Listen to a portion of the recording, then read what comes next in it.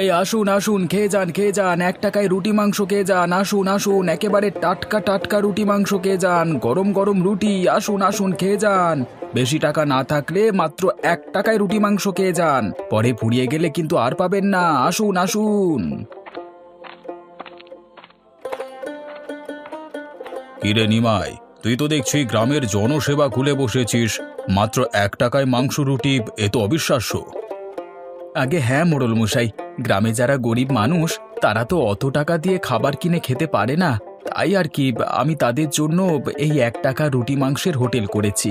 মাত্র 1 টাকা দিয়ে গরিব দুঃখী মানুষেরা আমার হোটেল থেকে রুটি মাংস খেতে পারবে। 1 টাকায় রুটি মাংস বিক্রি করে তোর ঠিক পোষায় তো নিমাই? আমার তো মনে হয় না যে 1 টাকায় রুটি মাংস বিক্রি করে তোর পোষায়। সে ঠিক বলেছেন মোড়ল মশাই, আসলে আমার লাভ হয় না, আবার ক্ষতিও হয় না। আসলে আমি 1 টাকায় রুটি মাংস বিক্রি করলেও কিছু কিছু লোকেরা আমার হোটেলের খাবার খেয়ে খুশি হয়ে আরো বেশি টাকা দিয়ে যায়, ওতেই আমার ক্ষতিটা পুষিয়ে যায়। তা নিমাই, এভাবে আর কতদিন এত কম টাকার খাবার বিক্রি করে পুষিয়ে নিবি শুনি? বলি কি, এসব 1 টাকার মাংস রুটি ছেড়ে দিয়ে দামটা একটু বাড়িয়ে দে, দেখবি এতে তো লাভ হবে। না না মোড়ল মশাই, আমি এই হোটেল লাভ করবার জন্য দিইনি। আপনি তো জানেন, ছোটবেলায় আমার বাবা মা মারা যাওয়ার পর থেকেই আমি এতিম হয়ে গেছিলাম। পথে পথে ঘুরতাম, যখন যা পেতাম তাই খেতাম। তখন আমার এই হোটেলের মালিক আমাকে দেখতে পেয়ে তারই হোটেলে নিয়ে আসে। তারপর সে মারা যাওয়ার পর থেকেই আমি হোটেল চালাচ্ছি। তিনি মারা যাওয়ার আগে আমাকে বলে গিয়েছেন আমি যেন এই 1 টাকায় মাংস রুটির দাম কখনো না বাড়াই। কিন্তু নিমাই, বুড়োটা তো এখন আর বেঁচে নেই। ওসব বুড়োর কথা আর কতকাল মানবি শুনি? বাজারে তো সব জিনিসপত্রের দাম বেড়েছে। এসবের সাথে একটু মানিয়ে নিয়ে মাংস রুটির দামটা একটু বাড়া, নইলে কখন যে তোর 1 টাকার মাংস রুটির হোটেল বন্ধ হয়ে যাবে কে জানে। সে বন্ধ হয়ে গেলে আমার কোনো সমস্যা নেই মোড়ল মশাই, কিন্তু আমি নিজে থেকে কখনোই এই 1 টাকার মাংস রুটির হোটেল বন্ধ করব না। এটা যে আমার মালিকের আদেশ। হয়েছে তোর মালিকের আদেশ পালন, এখন আমাকে 1 টাকায় মাংস রুটি দে তো। তোর হোটেলের খাবারটা খুব মজার হয় বুঝলি, না খেয়েও থাকতে পারি না, আর যদিও দামটা খুব কম রাখিস। ঠিক আছে, আপনি তাহলে ওই টেবিলে গিয়ে বসুন, আমি এখনই কানাইকে দিয়ে আপনার ওখানে মাংস রুটি পাঠিয়ে দিচ্ছি।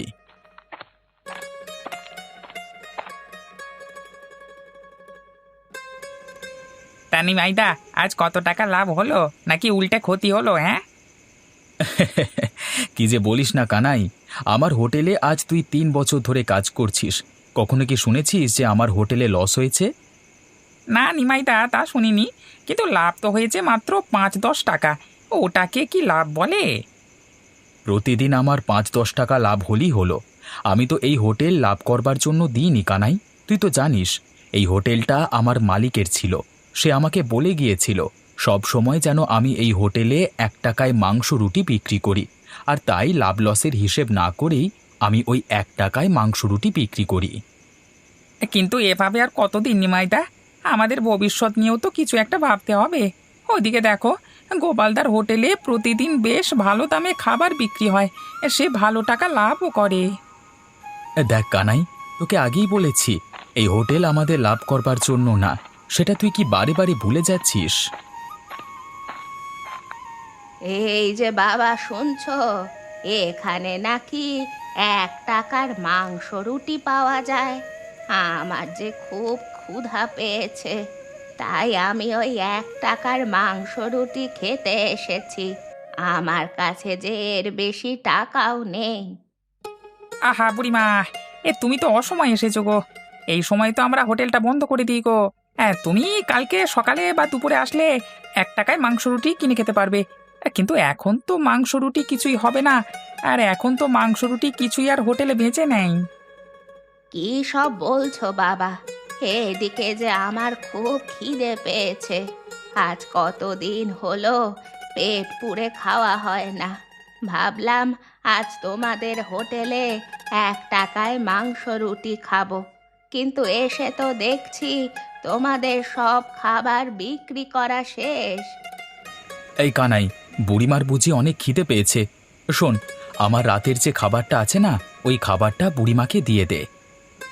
রাতের খাবারটা বুড়িমাকে দিয়ে দিলে তুমি কি খাবে নিমাইদা? তুমি কি তাহলে না খেয়ে থাকবে? আরে কানাই, আমাকে নিয়ে তুই এত ভাবিস না। ছোটবেলায় আমি অনেক না খেয়ে থেকেছি, তাই না খেয়ে থাকবার কষ্টটা আমি ভালো মতোই বুঝি। এই বুড়িমা কতটা কষ্টে আছে সেটা তুই আমার থেকে বেশি জানিস না। আমি একদিন রাতে না খেলেও কোনো সমস্যা হবে না, কিন্তু এই বুড়িমা কয়েকদিন হলো না খেয়ে আছে, তার যে খেতেই হবে। যা, তুই আমার খাবারটা নিয়ে আয়। আচ্ছা ঠিক আছে নিমাইদা, আমি তাহলে এখনই যাচ্ছি। বুড়িমা, আপনি ওই টেবিলে গিয়ে বসুন, হ্যাঁ, আমি আপনাকে ওই টেবিলে খাবারটা দিচ্ছি। ঠিক আছে বাবা, ঠিক আছে, তুমি তাহলে খাবারটা নিয়ে এসো।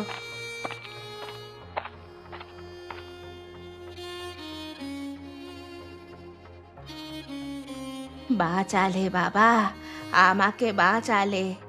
আমার যে খুব খিদে পেয়েছিল, এই খাবারটা না পেলে মনে হয়েছিল আমি আজ মরেই যাব। দাঁড়াও, তোমাদের 1 টাকা আমি এখনই দিচ্ছি।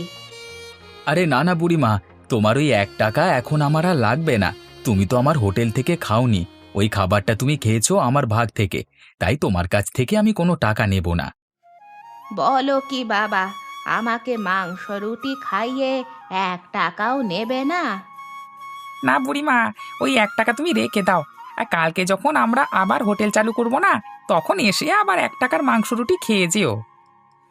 আচ্ছা ঠিক আছে।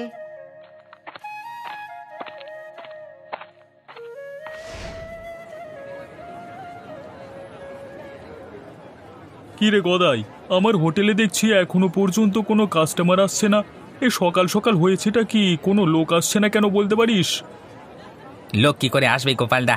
সব লোক কি তো ওই নিমাইয়ের হোটেলে 1 টাকায় মাংস রুটি খেতে যায়। তোমার হোটেলে তো একটা রুটির দাম 10 টাকা, আর মাংসের দাম তো 50 টাকা। এত দাম দিয়ে কি সবাই আর মাংস রুটি খেতে চায়? কিন্তু গদাই, এতদিন তো আমার ব্যবসা ভালোই চলছিল, হঠাৎ আমার কাস্টমারের সংখ্যা কমে যাচ্ছে কেন বলতে পারিস?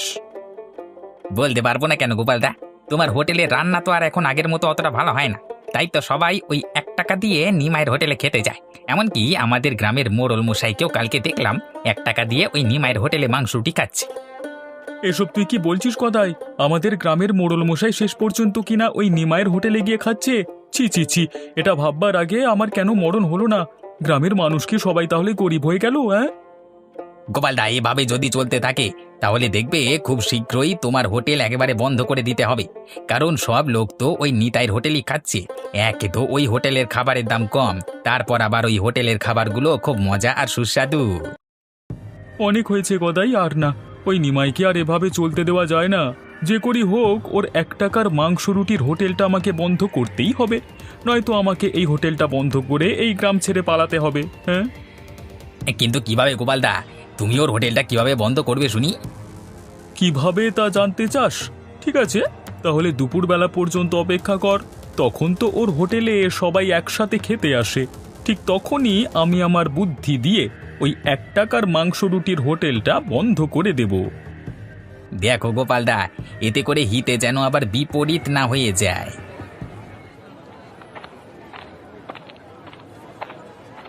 আরে এই বেটা নিমাই, তোর এই 1 টাকা রুটি মাংসের হোটেলটা এখনই বন্ধ কর।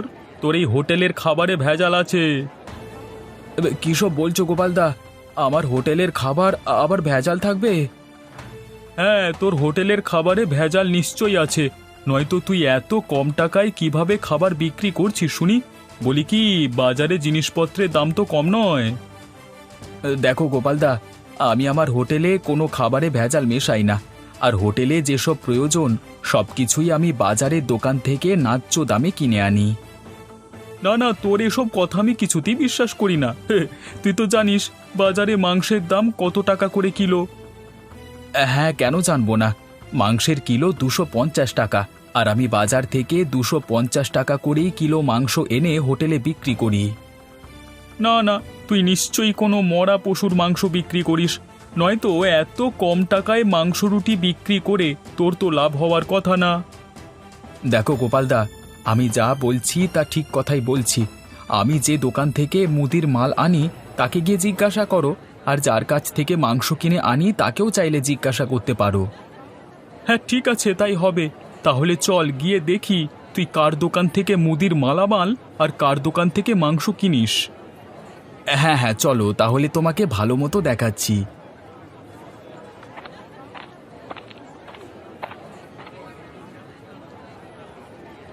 এই যে দোকানদার ভাই, তুমি সত্যি করে বলবে, হ্যাঁ, তোমার কাছ থেকে আমি প্রতিদিন যে মালামাল হোটেলের জন্য নিই তাতে কি কোনো ভেজাল আছে?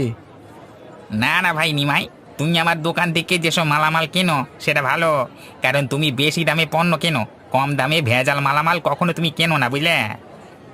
আমি তোমাকে বলেছিলাম না, আমি সব সময় দোকানদারের থেকে ভালো মালামাল কিনি। এখন তাহলে চলো, তোমাকে মাংসের কসাইয়ের কাছে নিয়ে যাই।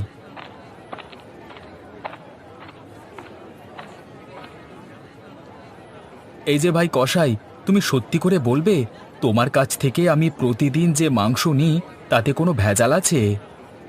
না ভাই নিমাই, তুমি তো সব সময় আমার কাছ থেকে ভালো মাংসই কেনো, যে মাংসগুলো আবার ওই গোপালদাও কেনে। দেখলে তো গোপালদা, আমি তোমাকে বলেছিলাম না, আমি সব সময় ভালো এবং খাঁটি জিনিসটাই বাজার থেকে হোটেলের পণ্য হিসেবে কিনি। ভাই নিমাই, তুই আমাকে ক্ষমা করে দে ভাই। আমি তোকে না জেনে অনেক মিথ্যে অপবাদ দিয়েছি। আমি বুঝতে পারিনি তুই আসলেই যে সত্যি কথা বলছিস। কিন্তু তুই এত কম টাকায় মাংস রুটি কিভাবে বিক্রি করিস? আসলে আমি মাংস এক টুকরো করে দিই, আর সেই সাথে রুটিগুলো একটু পাতলা করে দিই, আর তাই আমার মাংস রুটি 1 টাকায় বিক্রি করতে কোনো লস হতো না।